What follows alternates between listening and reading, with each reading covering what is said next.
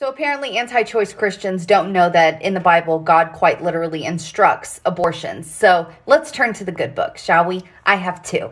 So in Numbers chapter 5, God instructs that if a man suspects that his wife has been unfaithful, he is to take his wife to a priest. The priest is to bring his wife before God and give her a bitter water.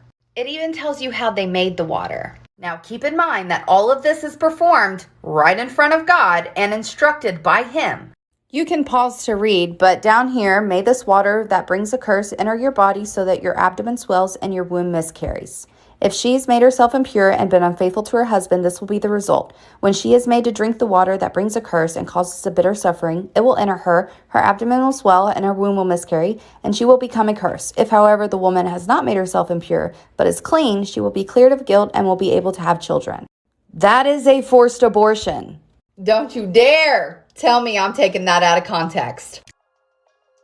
Numbers 5 has become the go-to passage to try to show that the Bible is actually pro-abortion, but it doesn't work for two reasons. First, while I appreciate her quoting from the Bible to make her case, there is actually a disagreement among Bible translators over how this text should be translated.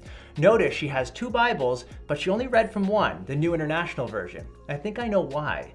You see, the majority of Bibles do not translate those verses that way. Virtually every other Bible translation, including the New Living Translation that she held up in the video, make no mention of a miscarriage.